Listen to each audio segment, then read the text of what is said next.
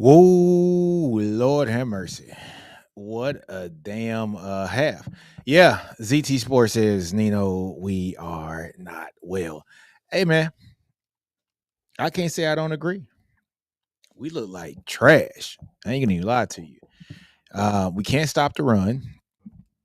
Um, this team did run all up and down us last year. They're doing it again. They're at home. Um, Offensive line can't block nothing.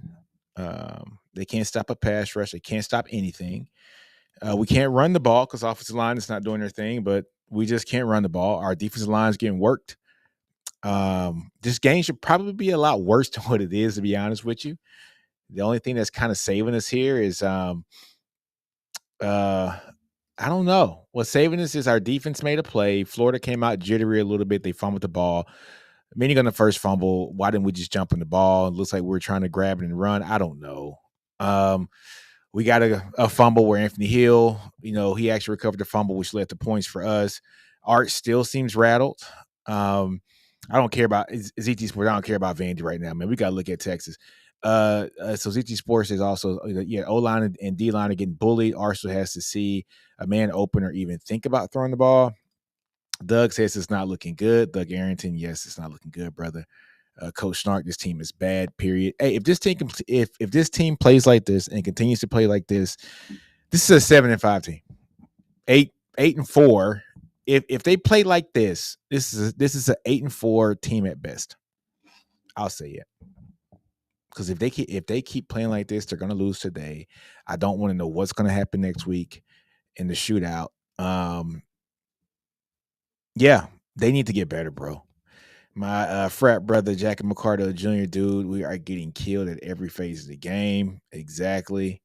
Uh, Look, I'm going to talk about that.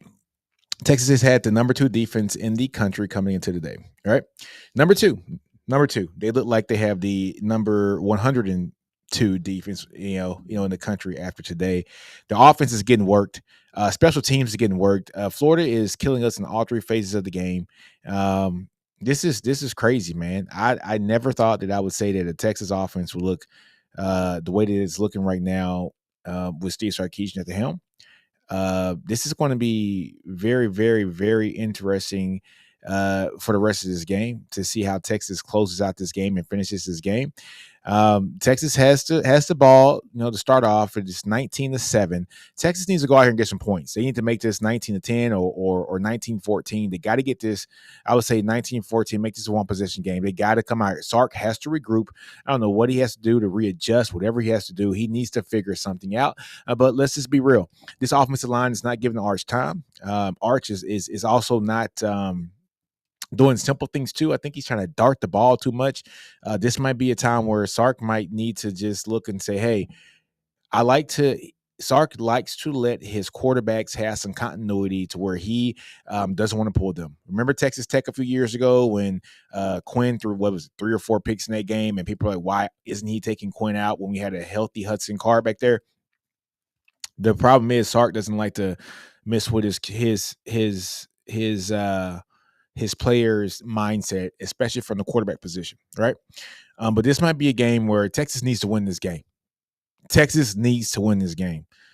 This might need to be a game where if people aren't doing what they are supposed to do, um, then they might need to start pulling some people out and putting new ones in.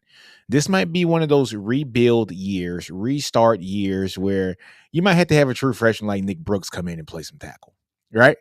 You might have to move some people around and put some somebody that they might not be the best at that position, but you know that they're going to give it 100%. I don't know if our team is really giving the effort that they should be giving in this game. They look whooped. When they get whooped, they look down. They look like they're not playing to get better. The guys who are playing their butts off are your true freshmen. Go take a look at Littleton, what he's doing in this game. He's gotten beat a couple plays, but he's also forced to fumble. Um, Parker Livingstone, oh man, I hate he went out the game. I just pray he didn't tear that knee up, which I think is the same knee that he tore his senior year of high school when he was going off those 10 catches for 200 yards in that game, and he got hurt and he missed the entire senior season. We got a caller in. We got Zach. Zach, what's going on, man? Bro, we're getting work. We're getting work. Hey man, we got to talk about what is happening at practice. I didn't think we would look. This team isn't good. Let's just be honest. It's not great. It's not a great team. But off a bye week, we look like shit.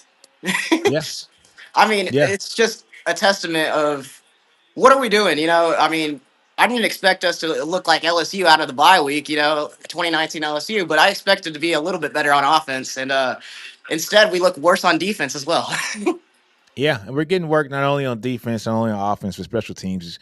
We're getting work there too. And I tell you, this might be one of these seasons now where Sark has to, no kidding, kind of reevaluate what he has because offensive line has not looked the best over the years. We've had some stellar play from guys like Kelvin Banks. But when you look at the totality, we're getting worked, and you like, cannot go into the SEC with this kind of I think a big offensive thing line. is what we're going to look back on is we didn't take enough in the transfer portal. We didn't. We didn't take many O line. We took a lot of D line. That's kind of helping. Travis Shaw's kind of playing well, but he's getting worked as well. Everybody's getting worked on the D line. Yeah, Anthony Hill's not having a great game right now. Trey Moore's not having a great game at all. yeah, But I think we're going to look back and say, yeah, we probably should have taken some O linemen. We probably needed to take a running back with all of the injury uncertainties we've had there now. We're probably going to look back and say, yeah, we missed on DeCorian Moore. That's the boy that got away. yeah, We needed somebody to throw the ball to that just got open that we could trust. yeah, Livingston just exactly. got hurt too, which doesn't look good for us. Yeah, man. So, man, thanks for the call, Zach. Man, this sucks. You have a good one, man. All right, brother. Yeah. So just like Zach was saying, we're getting worked, man, and it's true. We're getting worked in all, every phase of the game, every phase, all three phases of the game: offense, defense, and special teams. And to talk about the portal issue, I wonder if Sarkisian and the team thought that they were comfortable with what they had here in the rooms when it came to the offensive line. They stocked up on the defensive line. The defensive line, I'm not really too worried about throughout the year. Sometimes you just have bad games, but this has been a theme here for the offensive line. It's not looking good. We look tired out there. We look lazy. Look like the effort's not there, and we just look like a team that doesn't want it. And my boy Unc, I think this is Chris's uncle. If you guys know my boy Chris, that I do a lot of podcasts with. We had the podcast last year, SEC Connect, but you guys know Chris with a K. But yeah, we look like we are an unmotivated team. Renzo says so. We look tired out there. Exactly, we look tired out there. Richard M says we're losing at the line of scrimmage on both sides. Our guys don't look physical against Florida, which is exactly. And Danny says that Ohio State just isn't that good, and maybe that is true. Y'all haven't played anyone. I mean, we played Ohio State, LSU. I mean, I get it. And so, yeah, definitely lucky it's not 22-0 or worse. Hey, Sark's gonna have to start looking in. Yeah, that is Chris's uncle. Chris with a K. That's my dude. That's his uncle. I actually talked to his uncle when I was in Oklahoma. Was it last year, uncle? Yeah, so we were talking about some players who are in the league right now who he didn't think they were going to be some good player, but they're in the league forcing fumbles over there for San Francisco, Alfred Collins. I see your uncle though. But yeah, man, Texas does not look good today, and they need to go ahead and figure out what they can do to make this team a little bit better here in the second half. And hey, you players can't get their feelings hurt. Sark, if you got to pull offensive linemen that have been starting for their entirety of their career, pull them. Hey, Sark, if you got to pull your 5-star highest ranked quarterback in the history since Vince Young, pull them. Hey, Sark, if you got to try something different and put in a Jamie French or Lockett at wide receiver because your guys aren't getting open, or is just not right for them to play right now, pull them. If you got to put Anthony Smith in and have him play damn near every down because he is the guy who should be making plays out there, pull whoever's in front of him. If you got to play Littleton, which he is playing a lot, we see Littleton is starting. You got to play him Let him play. If we got guys out there that can make a difference in every play, then let them play. This might be one of those games where you got to pull out all stops because whoever's in there now is not looking good. I want to talk about running backs for a while. We have no explosiveness when it comes to the running back position. I love Trey Weissner. He's so gritty. He's so grimy, but we need that extra guy that's next to him, like a thunder and lightning. I know Trey's not the biggest guy, so he's not a thunder guy, but he plays like it. But we need somebody who can 1 foot in and run. You know, Jaden Blue comes to mind when he's a guy, he gets that 1 foot down, makes one cut, and he's out of there. That's 4.2, 4.3 speed. That's what it looks like, right? So it's going to be interesting to see what coach does here. So Buddha made a good point here. He goes, your guys are getting open, but Arch can't get the ball to him. Arch doesn't have any protection either. But Arch is also fluttering balls. I think the fluttered ball was he got hit because he didn't have protection. But I want to recall there was one play where Texas had a false start, and it was in the Texas side right before halftime. And Arch drops back, boom, zooms the ball straight to Wingo. And I'm thinking to myself, like, no, it wasn't Wingo, it was Moore. Moore dropped the ball, but it's like you didn't have to get it that fast to him, right? I mean, it's just like let the guy adjust to the ball. Arch threw 2 balls that could have easily been pick sixes. The one where he threaded the needle to Wingo, and Wingo caught the ball, but that ball should have never been thrown. Arch is staring down receivers. I mean, he is staring down his first read to the point to where you know exactly who the ball's going to. Can't let that happen. There are some flaws in the game here that we just don't understand. As a Texas fan, hearing all the news that we have heard about Arch Manning and his team, it's like, how is some of this stuff happening, right? How is he staring down wide receivers? How is he, not looking at his second and third reads? What is happening to him? So I don't know, man. This might be a time where Sark needs to, no kidding, think about in the offseason here. It might be time for an OC. It might be time for an OC. It might be time for Sark to, focus on managing the team as a whole and not worrying about the offense as much. Nick Saban gave up DC roles, and then you had Kirby's come in. You have other people come in, right? It is last year, Ryan Day, of course, he was still calling the offense quite a bit, but he brought in Chip Kelly.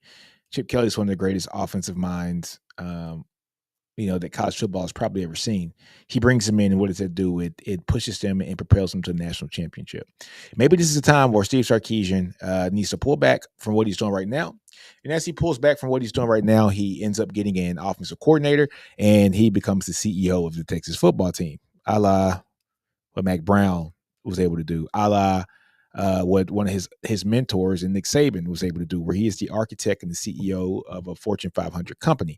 And that's something that we got to look at. I always tell my people at the job, I tell people, look, man, we pay people a lot of money to do great things for this organization. You never see Jeff Bezos working on the assembly line, right? You never see a principal come down from the front office to teach a class while the teacher's in the classroom, right?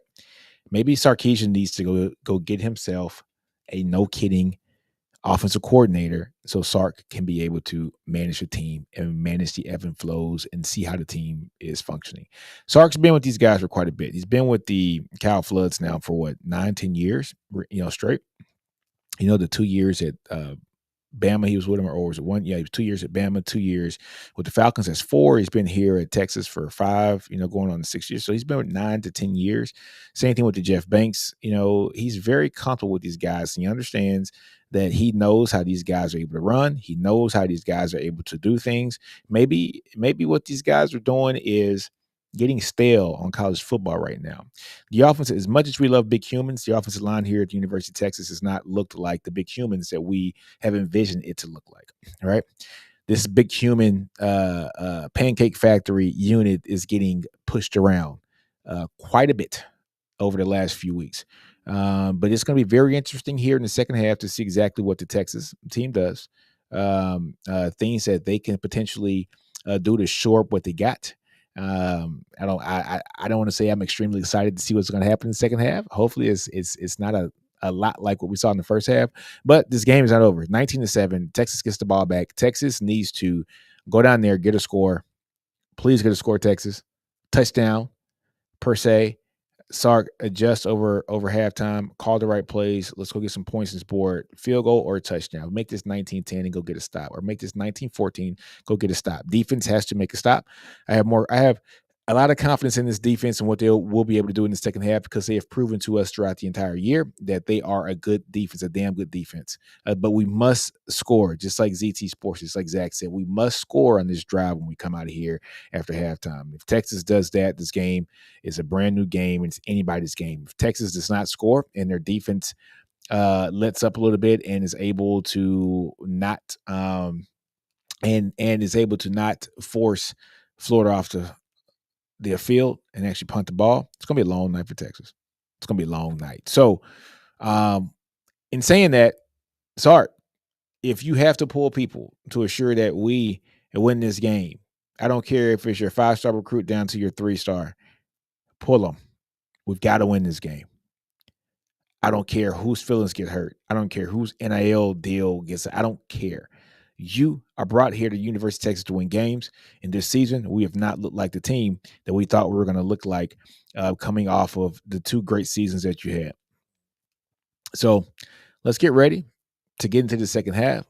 Texas, play well, play better. And like I said, Sark, if you got to pull people, pull them. But this team needs to score here in this first drive.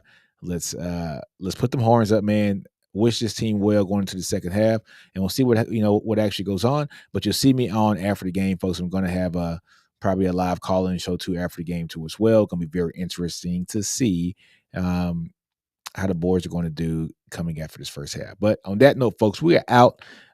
Join me after the game. Horns always up, like my boy ZT Sports says. And we got you, Unc. I'll see you after the game, big dog.